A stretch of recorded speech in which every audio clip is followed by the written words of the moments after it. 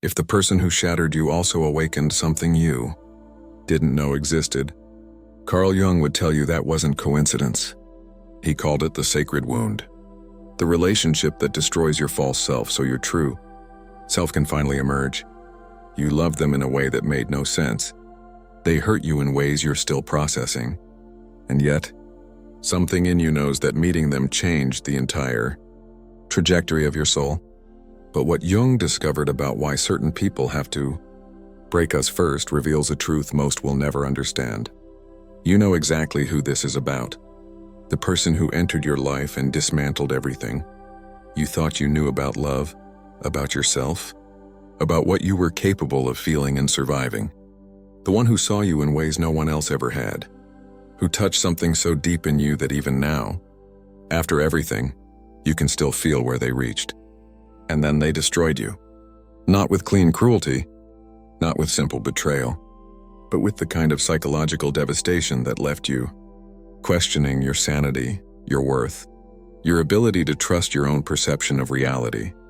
They were supposed to be your person, your safe place, your home, and instead, they became the earthquake that brought down every structure you'd spent your life building.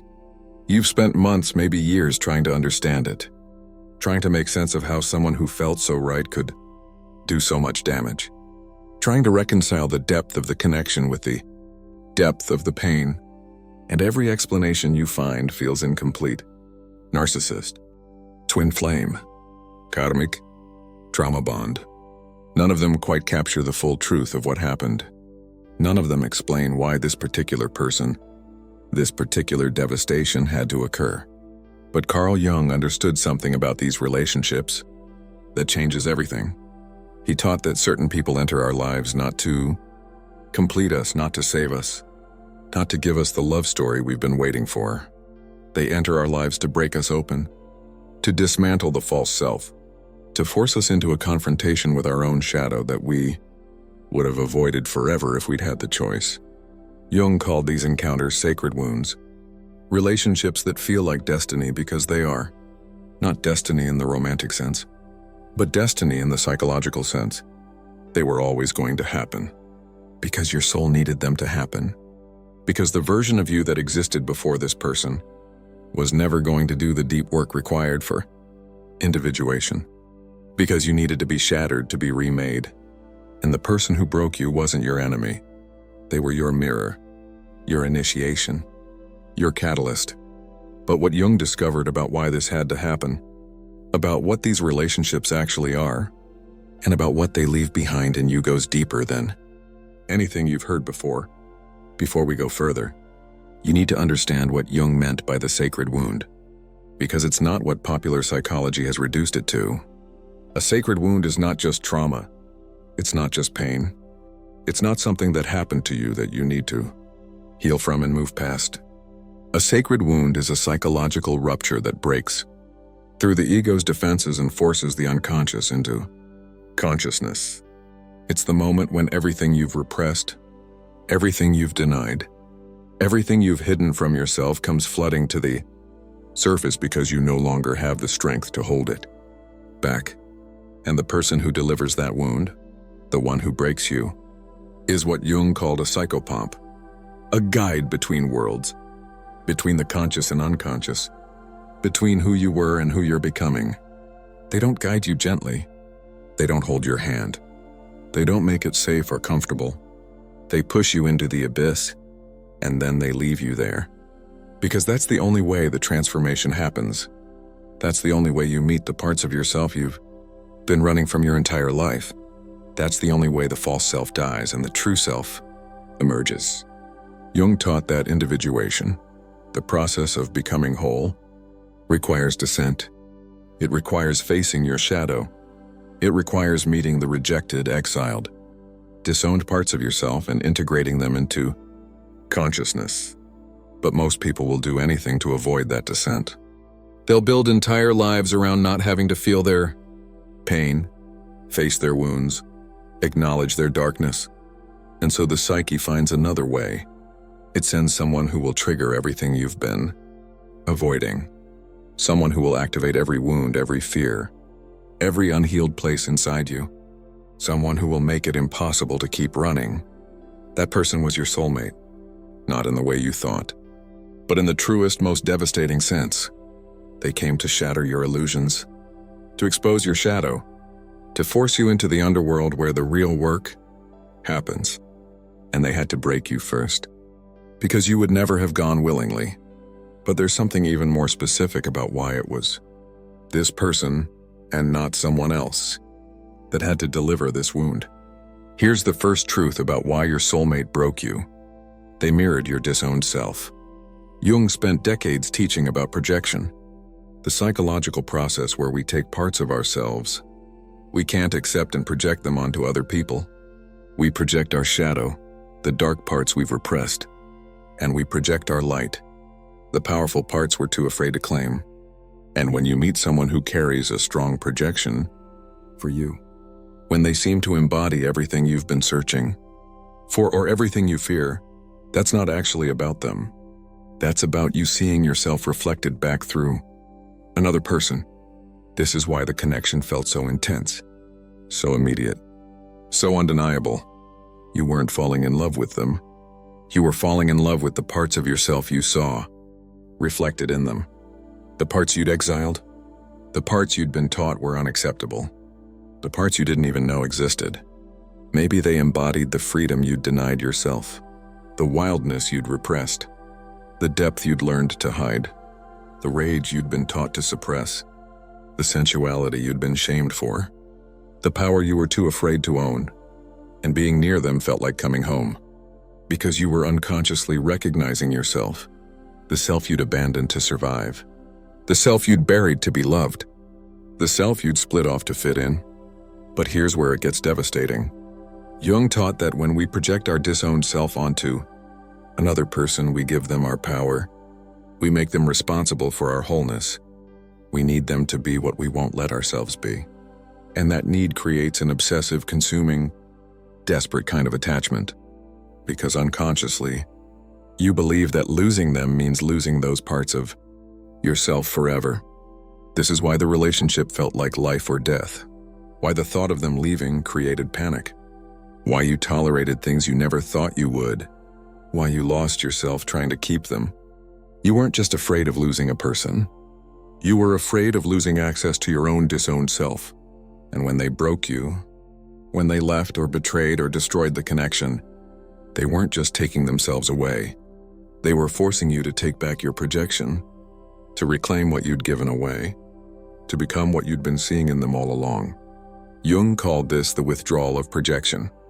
And it's one of the most painful, most necessary processes in individuation. Because you can't become whole by living through another person. You can't integrate your shadow by projecting it outward. You can't own your power by worshiping it in someone else. You have to take it back. You have to become it yourself. And that's exactly what their breaking you forced you to do. Here's the second truth. They had to trigger your deepest wound so you would finally heal it. Jung understood that we don't heal our wounds by avoiding them. We don't heal by staying safe, by choosing partners who don't activate our pain, by building lives that protect us from feeling too much. We heal by meeting the wound directly, by feeling it fully, by bringing it into consciousness where it can finally be integrated. And your soulmate, the one who broke you, didn't just touch your wounds. They dove straight into them. They activated every abandonment fear, every trust issue, every place you'd been hurt before and never fully healed. And it felt cruel. It felt intentional. It felt like they knew exactly where you were most vulnerable and went straight for it. But Jung would say they weren't doing it to you. They were doing it for you. Not consciously, not with awareness or intention, but psychologically, archetypally. They were playing the role your psyche needed them to play. They were the one who finally made the wound so undeniable that you couldn't ignore it anymore. So painful that you had no choice but to face it. So devastating that you had to go into the depths and do the real healing work. Think about the patterns that showed up in that relationship, the ways they hurt you, the dynamics that played out over and over. Those weren't random. Those were your core wounds being activated. The places where you learned you weren't enough, where you learned love was conditional, where you learned you had to abandon yourself to be wanted. And this person recreated those wounds with such precision that you finally had to see them, not as isolated incidents, not as things they were doing to you, but as patterns you'd been carrying your entire life. Patterns you'd been unconsciously recreating in every relationship because they were never fully healed. The breaking open was the healing beginning. The devastation was the wound finally becoming conscious. And the person who delivered it was the catalyst your soul chose to force you into that process. Jung taught that we don't get to choose our initiations. The psyche chooses them for us, and it always chooses the one we need, not the one we want. You needed this level of pain to finally address the wound. At its root, you needed this particular person to trigger it so completely that you couldn't bypass it anymore. And now, after everything, you're doing the work you've been avoiding your whole life. You're healing at a depth you didn't know was possible. You're meeting yourself in ways that never would have happened if they'd been safe, if they'd stayed, if they'd loved you the way you thought you needed. Here's the third truth. The chaos they brought was your shadow demanding integration. Jung was clear about this. The shadow is not just the dark parts of ourselves we've repressed. It's also the powerful parts. The parts that threaten our persona, our social mask, our carefully constructed identity. And when someone enters your life and activates your shadow, when they pull you into behaviors and feelings you don't recognize, when they make you act in ways that terrify you, that's not them corrupting you. That's your shadow rising to the surface, demanding to be seen, to be felt, to be integrated. You probably did things in that relationship you're ashamed of now. You became jealous in ways you never had before. Possessive. Obsessive. Maybe you lied. Maybe you manipulated. Maybe you stayed when you should have left, or left when you should have stayed. Maybe you discovered a rage in yourself you didn't know existed. A desperation. A willingness to tolerate things you swore you never would. And you've spent all this time thinking that relationship brought out the worst in you, that they made you become someone you're not. But Jung would say the opposite. They didn't make you become someone else. They forced you to meet the parts of yourself that were always there, hidden beneath the persona, waiting to be acknowledged. Your shadow isn't evil. It's not something to be ashamed of. It's the rejected, disowned parts of your humanity. The jealousy you were taught was ugly. The rage you were told was unacceptable. The neediness you learned to hide. The darkness you were taught to fear. And until you integrate it, until you bring it into consciousness and make peace with it, it controls you from the unconscious. It sabotages your relationships. It leaks out in ways you can't control. It keeps you fragmented. The chaos of that relationship was your shadow breaking through, and the person who triggered it wasn't your enemy. They were the mirror showing you what needed to be integrated. Now, in the aftermath, you have a choice. You can shame yourself for what emerged. You can label yourself as damaged or broken or toxic. You can spend the rest of your life trying to make sure those parts never surface again. Or you can do what Jung taught. You can turn toward the shadow. You can acknowledge those parts without judgment. You can integrate them into consciousness so they no longer control you from the dark. That's the real work. That's what the breaking was for. And that's what makes you whole. Here's the fourth truth. They couldn't stay because the awakening required solitude. Jung taught that true individuation, true becoming, cannot happen in relationship. Not in the beginning. Not in the depths of it. Because when you're enmeshed with another person, when your identity is wrapped up in the connection, when you're still projecting your disowned self onto them, you can't do the work of reclaiming yourself. You need to be alone. You need the solitude. You need the absence of their presence so you can finally meet your own. This is why they left, or why you left, or why the relationship became impossible to sustain. Not because the love wasn't real, not because the connection was a lie, but because the next stage of your evolution required you to walk alone, and your psyche knew that. Even if your conscious mind was begging them to stay, Even if you would have done anything to make it work, even if losing them felt like dying, your soul knew that staying in that relationship would have kept you stuck, would have kept you dependent, would have kept you living through them instead of becoming yourself. The breaking had to happen. The separation had to occur. The loss had to be absolute. Because only in that emptiness, that void, that complete aloneness, could you begin to retrieve the parts of yourself you'd projected onto them. Could you start to build your identity from the inside, instead of defining yourself through connection? Could you finally learn to hold your own presence without needing someone else to validate it? Jung called this the dark night of the soul, the period of total isolation where the old self dies and the new self is born. And it can't happen with an audience. It can't happen while you're still performing. It can't happen while someone else is there to catch you. You have to fall completely. You have to descend fully. You have to be alone with your own psyche, your own shadow, your own depths. And that's what their leaving gave you. Not abandonment, initiation, not rejection, liberation, not the end of your story, the beginning of your real one. Here's the fifth truth, and this is the one that reframes everything. They were never meant to stay. They were meant to awaken you and leave you changed. Jung spoke often about the anima and animus, the inner feminine and inner masculine, the contrasexual archetypes that live within the psyche and shape how we experience relationship, projection, and psychological wholeness. And he taught that sometimes a person enters our life as a living embodiment of our anima, or animus.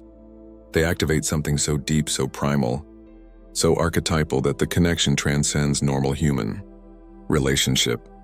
It feels mythic, fated, larger than life, because it is. You're not just relating to a person, you're relating to an archetype, to a force within your own psyche that's demanding integration, and that's why the relationship felt so consuming, why the pain cut so deep. Why even now, after everything, you can't quite let it go. Because they represented something far bigger than themselves. They were a mirror for your own inner beloved, your own sacred union, your own wholeness. But here's what most people miss. Jung was clear that you can't achieve psychological wholeness by merging with another person. You can't complete yourself through relationship. You can't integrate your anima or animus by projecting it onto a partner and calling it love. You have to withdraw the projection. You have to bring the archetype inside. You have to become the union yourself. And the person who triggered this awakening was never meant to be your forever. They were meant to show you what wholeness looks like so you could build it within yourself.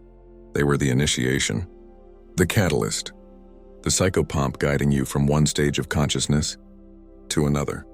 And their role is complete. Their purpose is fulfilled, not because the love wasn't real, but because the love was always pointing you toward yourself. This is Jung's dark truth about sacred bonds. The people who break us are often the ones we needed most. Not to stay, but to shatter us so completely that we have no choice but to rebuild from truth instead of illusion. Close your eyes for just a moment.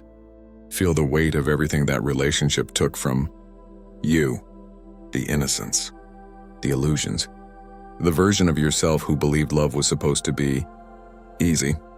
Feel the devastation, the betrayal, the nights you didn't think you'd survive. And now feel what it gave you.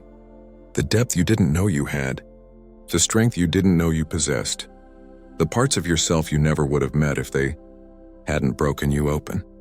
You are not the same person who entered that connection. You've died and been reborn. You've descended into your own underworld and retrieved parts of your soul you didn't know were missing. And the person who broke you wasn't your mistake. They were your awakening. They were the one your soul chose to guide you into the depths so you could finally become whole. Breathe into that. Here's the revelation that changes everything. The person who wrecked you also awakened you. Not despite the pain, because of it. Jung taught that the psyche is always moving toward wholeness, always trying to integrate what's been split off, always seeking to make conscious what's been hidden in the unconscious. And sometimes, The only way that can happen is through devastation, through a relationship so intense, so activating, so psychologically disruptive that it forces everything to the surface. Your soulmate wasn't your soulmate in the conventional sense. They were your mirror, your shadow work made flesh, your initiation into psychological depth. They came into your life to trigger your wounds so you would heal them, to activate your shadow so you would integrate it, to shatter your false self so your true self could emerge. And they had to break you to do it. Because you never would have chosen this path consciously. You never would have volunteered for this level of pain, this depth of transformation, this complete dismantling of everything you thought you knew. But your soul knew, your psyche knew. The deeper intelligence within you knew that this was the only way. And so it brought you this person, this connection, this sacred wound, not to destroy you, but to remake you, not to take something from you, but to force you to reclaim what you'd lost. Jung called this the conjunctio, the sacred marriage, but he didn't mean marriage to another person. He meant the marriage of the conscious and unconscious, within yourself, the integration of all the split-off parts, the wholeness that comes from bringing everything into consciousness and making peace with it. And that relationship, as painful as it was your path to that wholeness. The person who broke you was the one who made it possible. Not because they were good or bad, right or wrong, meant to be or not, but because they played the exact role your psyche needed, them to play to force you into transformation. If you're watching this, if these words are landing somewhere deep in your body, if you know exactly who this is about, then this is what you need to understand. You are not broken. You are breaking open. You are not destroyed. You are being remade. And the person who devastated you was not your enemy. They were your initiation. Jung taught that individuation is not a gentle process. It's not comfortable. It's not safe. It requires death and rebirth, descent and return, shattering and integration. And the people who guide us through that process are rarely the ones we expect. They're not the safe ones, the easy ones, the ones who make us feel comfortable. They're the ones who break us, who mirror our shadow, who activate our wounds, who force us into the depths we've been avoiding our entire lives. And when it's over, when they've left or you've left or the connection has dissolved into something unrecognizable, you're left with a choice. You can stay bitter. You can make them the villain. You can spend the rest of your life wishing it had been different. Or you can recognize the sacred wound for what it was, an awakening, an initiation, a devastation that forced you to finally become whole. The person who broke you gave you the greatest gift anyone can give. They gave you back yourself, not the version you were performing, not the version you thought you were supposed to be, but the real you, the shadow and the light, the wound and the wisdom, the depth and the darkness and the devastating beauty of your own wholeness. That's the dark truth Jung understood. That's what sacred bonds actually are. And that's why the one who wrecked you also awakened you. You were never meant to stay small. You were never meant to live on the surface. And you were never meant to love in a way that required you to abandon yourself.